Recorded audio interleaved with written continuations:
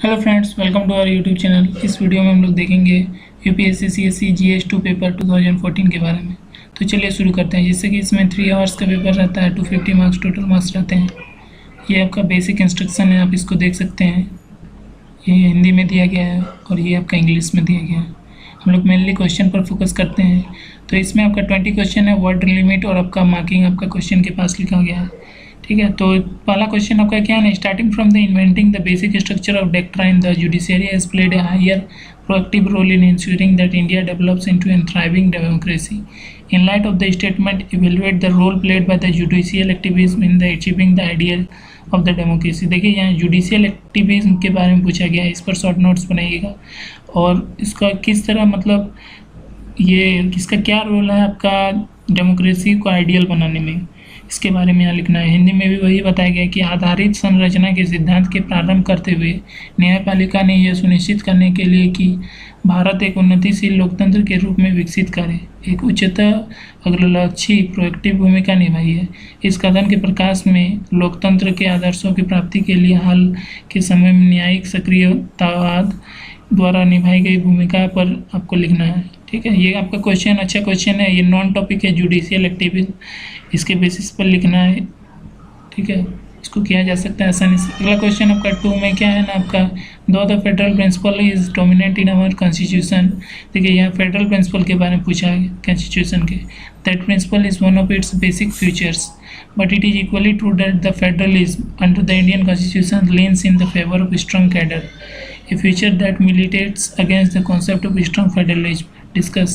देखिए यहाँ आपका अच्छा क्वेश्चन है। इसमें पूछा गया कि यद्यपि परिसंघीय सिद्धांत हमारे संविधान में प्रबल है और वह सिद्धांत संविधान के आधारित अभिलक्षणों में से एक है, परंतु यह भी इतना ही सत्य है कि भारतीय संविधान के अधीन परिसंघवाद फेडरलिज्म सशक्त केंद्र के पक्ष में झुका हुआ है। यह एक ऐसा लक्षण है जो प्रबल परिसंघवाद की संकल्पना के विरोध में है। इस पर आपको चर्चा करना है। देखिए इसमें आपका नॉन टॉपिक है फेडरलिज्म के बारे में पूछा है। ठीक है, तो ये आपका स्टैटिक पोर्शन से हो गया। इस पर आपका क्या रहा है, स्टैटिक और डायनामिक क्या करता है यूपीएससी मिक्स कर देता है। स्टैटिक का नॉलेज होना चाहिए, डायनामिक में आपका थिंकिंग के लिए करंट सिनेरियो में उसको किस तरह यूज कर सकते हैं वही पूछा गया है। तो ट्रू हो गया आपका। 3 में है the power privilege and immunity of the parliament. देखिए पार्लियामेंट के यहाँ पावर प्रिविलेज और इम्यूनिटी के बारे में पूछा गया है और इसका members as envisaged in the article 105। देखिए आर्टिकल 105 को नोट कीजिएगा। of the constitution leave room for a large number of uncodified and unenumerated privilege to continue. Assess the reason for the absence of legal codification. देखिए यहाँ कारण पूछा है आपका legal codification के लिए जो पार्लियामेंट्री प्रिविलेज है उसके, और how can this problem be address, तो इस प्रॉब्लम को किस तरह एड्रेस किया जा सकता है, इसमें आपका क्या राय है। देखिए हिंदी में भी वही बताया कि संसद और उसके सदस्यों की शक्तियाँ जो विशेषाधिकार और उन्मुक्तियाँ जिसे कि वे संविधान की धारा 105 में परिकल्पित है, अनेकों संहितावाद और अपरिगणित विशेषाधिकारों के जारी कराने का स्थान खाली छोड़ देती है। संसदीय विशेषाधिकारों के विविध संहिताकरण की अनुपस्थिति के कारण का आकलन यहाँ करने बोला गया है। इस समस्या का समाधान क्या निकाला जा सकता है, इसमें आपका क्या राय है वो पूछा गया है। ठीक है, देखिए ये करंट बेस्ड क्वेश्चन है और इसमें आपका अंडरस्टैंडिंग का जरूरत है। अगला क्वेश्चन आपका 4 में क्या है ना, what do you understand by the concept freedom of speech and expression. Freedom of speech क्या है और एक्सप्रेशन क्या है। Does it cover hate speech, क्या है हेट स्पीच को भी इंक्लूड करता है। Why does the film in India stands on a slightly different plane, क्या फिल्म जो भारत में होते हैं वो आपका डिफरेंट प्लेन में क्यों है from other form of expression से, इसके बारे में आपका क्या राय है उसको लिखना है। हिंदी में भी वही लिखा है कि आप वाक और अभिव्यक्ति स्वतंत्र संकल्पना से क्या समझते हैं। इसकी परिधि में घृणा वाक भी आता है। क्या भारत में फिल्में अभिव्यक्ति के या अन्य रूपों के तनिक भिन्न स्तर पर क्यों है, इस पर चर्चा करना है। देखिए ये आसान क्वेश्चन, इसको आसानी से किया जा सकता है। अगला क्वेश्चन की ओर बढ़ते हैं। तो 5 में क्या है ना, instance of president's delay in commuting death sentence has come under public debate as a denial of justice. Should there be a time limit specified for the president to accept या reject such petition. क्या president के पास उसको accept करने और reject करने का time रहना चाहिए वैसे पिटीशन को, इसमें आपका क्या राय है उसको लिखना है। ठीक है, तो इसको हिंदी में यही बताया गया कि मृत्यु दंडादेशों जैसे कि डेथ पेनल्टी जो दिया जाता है कि लघुकरण के में राष्ट्रपति के विलंब के उदाहरण न्याय प्रत्याख्यान डिनियल के रूप में लोग विवाद के अधीन आए हैं। क्या राष्ट्रपति द्वारा ऐसी याचिकाओं को स्वीकार करने के लिए एक समय सीमा का विशेष रूप से उल्लेखन किया जाना चाहिए, इस पर आपको विचार करना है। ठीक है, अगला क्वेश्चन आपका 6 में है कि the size of the cabinet should be as big as governmental work justifies and as big as the prime minister can manage as a team. How far is the efficacy of a government then inversely related to the size of the cabinet. ठीक है, तो यहाँ वही पूछा गया, आसान question है, इसको आपका अंडरस्टैंडिंग पूछा गया है। आप इसको हिंदी में अगर हम लोग देखें तो इसमें बताया गया कि मंत्रिमंडल का आकार उतना होना चाहिए कि जितना सरकारी कार्य सही ठहराता हो, और उसको उतना बड़ा होना चाहिए कि जितने को प्रधानमंत्री एक टीम के रूप में संचालन कर सकता हो। उसके बाद सरकार की दक्षता की सीमा तक मंत्रिमंडल के आकार से प्रति लोकमत संबंधित है, इस पर चर्चा करना है। देखिए ये भी अच्छा क्वेश्चन है। ठीक है, अगला क्वेश्चन आपका है, इसमें भी 6 में आपका राय पूछा है, आपका अंडरस्टैंडिंग पूछा है, इसके लिए ज़्यादा आपको स्टैटिक नॉलेज का नहीं पूछा गया है। अगला 7 में आपको पूछा गया है कि दो 100% FDI is already allowed in a non news in India like a trade publication and general entertainment channel, the government is mulling over the proposal for increased FDI in news in India for quite some time. What differences would an increase in FDI make? Critically evaluate the pros and cons. देखिए यहाँ pros और cons के बारे में पूछा गया है। यहाँ बोला गया कि यद्यपि 100% विदेशी प्रत्यक्ष निवेश जो FDI होते हैं पहले से व्यापार, प्रकाशन और सामान्य मनोरंजन चैनल जैसे समाचार इतर मीडिया के अनुमत हैं, यद्यपि सरकार काफ़ी कुछ समय से समाचार मीडिया में वर्धित FDI के प्रस्ताव पर विचार कर रही है। FDI में बढ़ोतरी का क्या अंतर पैदा कर देगी, इस पर आपको पक्ष विपक्ष दोनों, इसका क्या प्रोस है और कॉन्स दोनों के बारे में आपको लिखना है। अगला क्वेश्चन 8वां में क्या है ना, the setting of A rail tariff authority to regulate fares will subject the cash-strapped Indian Railway to demand subsidy for obligation to operate non-profitable route and services. Taking into account the expense in the power sector, discuss if the proposed reform is expected to benefit the consumer, the Indian Railway or the private container operators. देखिए ये बहुत ही अच्छा question है, इसमें आपका क्या राय है वो पूछा गया है। देखिए हम लोग ये क्वेश्चन पेपर में देखेंगे कि आपका मैक्सिमम क्वेश्चन आपका अंडरस्टैंडिंग और आपका क्या सजेशन है। ठीक है, इसके लिए ज़्यादा आपको डीप नॉलेज का होना जरूरी नहीं है। यहाँ वही बात पूछा गया कि किरायों का विनियमन करने के लिए रेल प्रशुल्क प्राधिकरण की स्थापना आमदनी बंदे जैसे कि कैश स्ट्रेन भारतीय रेलवे को गैर लाभकारी मार्गों और सेवाओं को चलाने के दायित्व के लिए सहायकी मांगने पर मजबूर कर देगी। विद्युत क्षेत्र के अनुभव को सामने रखते हुए चर्चा कीजिए कि क्या प्रस्तावित सुधार से उपभोक्ताओं और भारतीय रेलवे या कि निजी कंटेनर प्रचालकों को लाभ होने की आशा है। अगर लाभ होगा तो आप उसको किस तरह समझ सकते हैं, और लॉस होगा, हानि होगा तो आप उसको किस तरह समझते हैं। अगला क्वेश्चन आपका 9 में पूछा गया कि national human right commission NHRC जो भारत में है can be most effective when its task are adequately supported by other mechanism that ensure the accountability of a government. In light of the above observation is the role of, देखिए NHRC के रोल के बारे में पूछा गया और ये किस तरह आपका इफेक्टिव होता है आपका जुडिशियरी में और अदर इंस्टीट्यूशन का प्रमोटिंग और प्रोटेक्टिंग ह्यूमन राइट के लिए स्टैंडर्ड के लिए। तो यहाँ वही आपका हिंदी में भी वही चीज़ लिखा गया कि भारत में राष्ट्रीय मानव अधिकार आयोग जो NHRC हो गया वो सर्वाधिक प्रभावी तभी हो सकता है जब इसके कार्यों को सरकार की जवाबदेही को सुनिश्चित करने वाले अन्य यांत्रिक तत्वों का पर्याप्त समर्थन प्राप्त हो। उपरोक्त टिप्पणी के प्रकाश में मानव अधिकार मानकों की प्रणीति करने और उनकी रक्षा करने में न्यायपालिका और अन्य संस्थाओं के प्रभावी पूरक के तौर पर NHRC की भूमिका का आकलन करना है। देखिए ये भी आपका अच्छा क्वेश्चन है, इसको आसानी से किया जा सकता है। हम लोग लास्ट में डिफिकल्टी लेवल भी बताएंगे हर क्वेश्चन का। फिर अगला क्वेश्चन आपका the penetration of the self help group. देखिए सेल्फ हेल्प ग्रुप जैसे कि बोला गया ये आपका UPSC का फेवरेट टॉपिक है, इससे पूछता ही है। In rural area in promoting participation in the development program is facing socio cultural hurdle. देखिए सेल्फ हेल्प ग्रुप किस तरह आपका सोशियो कल्चरल हर्डल को फेस कर रहा है इसके बारे में यहाँ लिखना है। ठीक है, वही हिंदी में भी कहा गया कि ग्रामीण क्षेत्रों में विकास कार्यक्रमों में भागीदारी की प्रोन्नति करने में स्वावलंबन समूहों जिसे SHG जो हो गया के प्रवेश को सामाजिक सांस्कृतिक बाधाओं का सामना करना पड़ रहा है, किस तरह, इस पर आपको चर्चा करना है। अगला क्वेश्चन 11 में क्या है ना, do government scheme for uplifting vulnerable and backward communities by protecting required social resource for them lead to their exclusion in establishing businesses in urban economy. क्या कमजोर और पिछड़े समुदायों के लिए आवश्यक सामाजिक संसाधनों को सुरक्षित करने के द्वारा उनकी उन्नति के लिए सरकार योजनाएं शहरी अर्थव्यवस्थाओं में जो व्यवसायों की स्थापना करने में उनको बहिष्कृत कर देती है? इस पर आपका क्या राय है, आप इसको किस तरह समझते हैं? इसमें भी आपका अंडरस्टैंडिंग बेस्ड क्वेश्चन है, ठीक है, इसको आसानी से किया जा सकता है। अगला क्वेश्चन आपका 12, देखिए जिसका मैं कहूँ आसानी से किया जा सकता है उसका मतलब समझ के रखिएगा कि वो आप एक एवरेज लेवल, मतलब वो हर कोई करेगा वैसे क्वेश्चन, उसको छोड़ना नहीं है उस टाइप का क्वेश्चन को एग्जाम में। ऐसा नहीं कि हम मिस कर दिए इजी क्वेश्चन को, ध्यान से नहीं देखे तो, ठीक है। अगला क्वेश्चन आपका 12 में क्या है, an athlete participate in Olympics.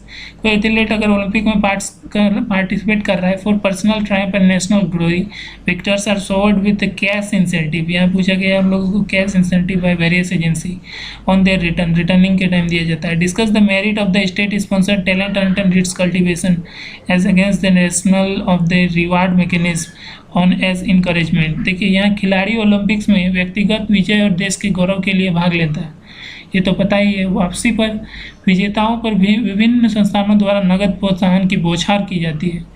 प्रोत्साहन के तौर पर पुरस्कार कार्यविधि के तर्काधिकार के मुकाबले राज्य प्रायोजित प्रतिभा खोज और उसके पोषण के गुणावगुण पर चर्चा कीजिए। देखिए यहाँ प्रोज कॉन्स दोनों के बारे में यहाँ पूछे गए हैं।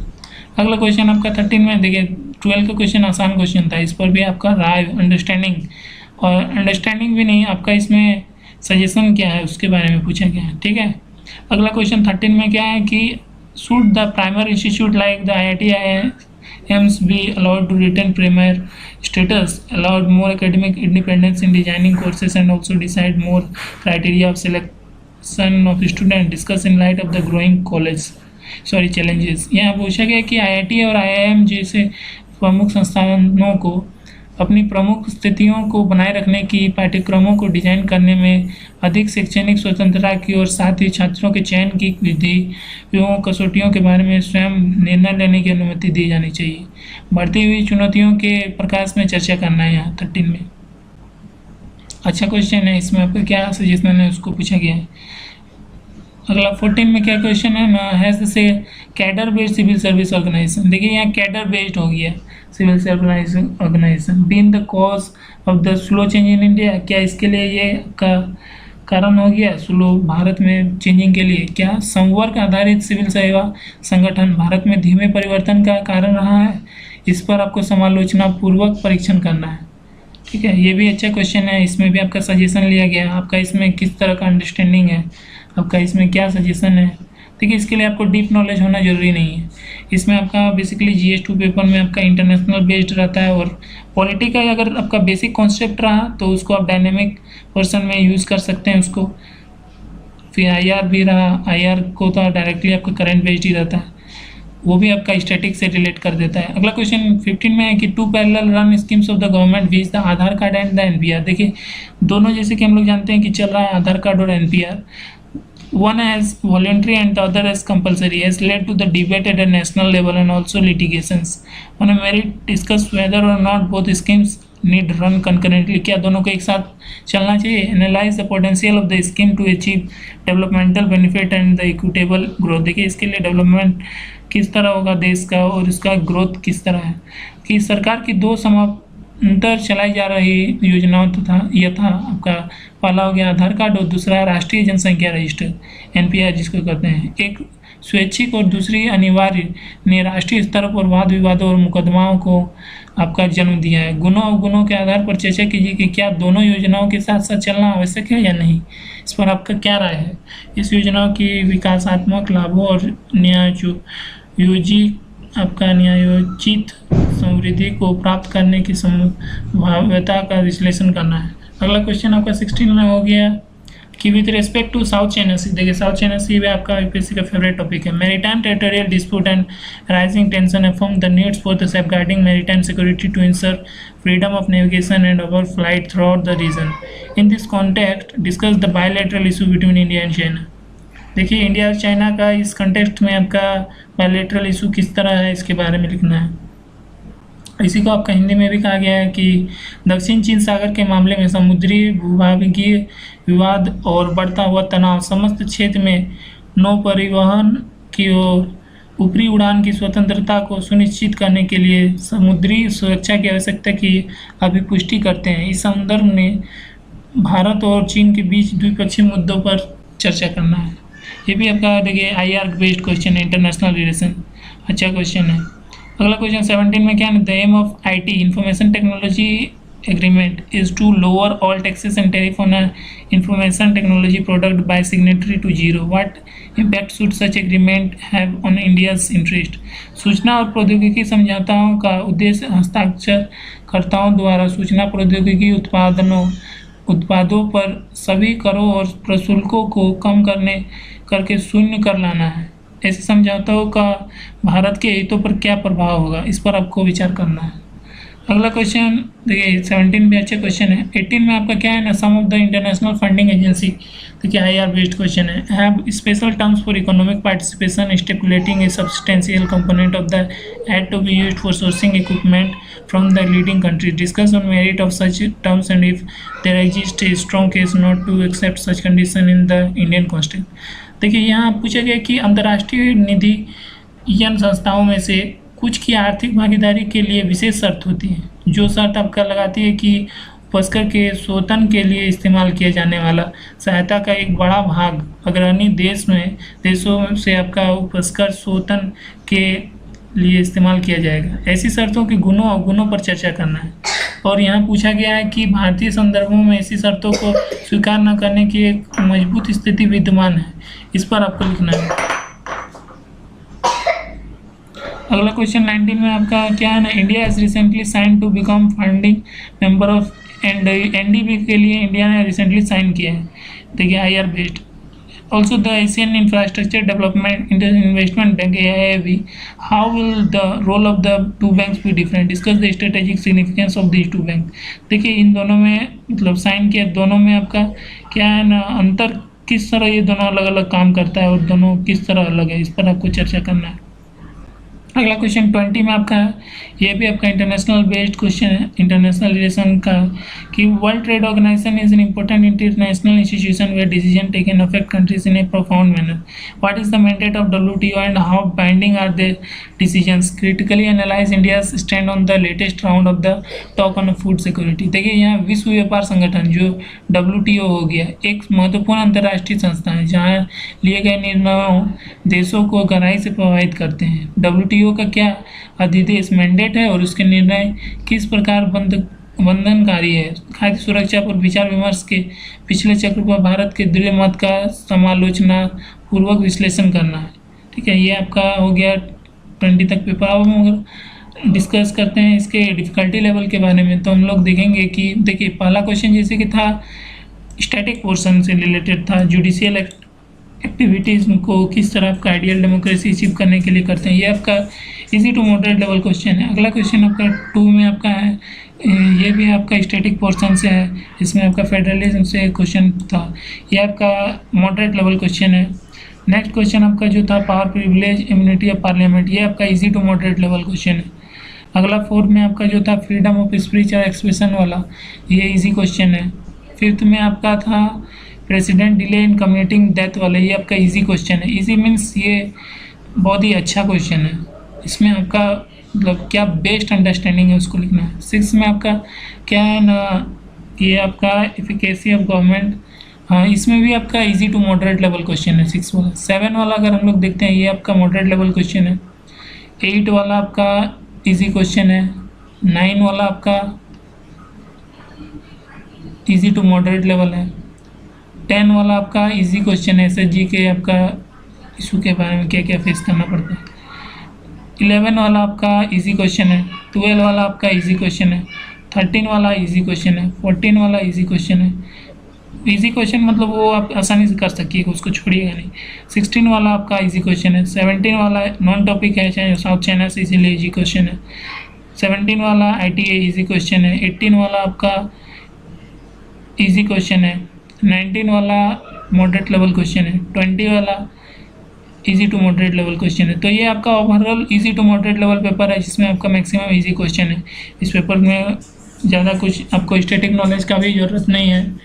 होप आप लोगों को वीडियो अच्छा लगा होगा तो सब्सक्राइब कर दीजिएगा। Thanks for watching the video and if you have any issue please comment down below. Thank you.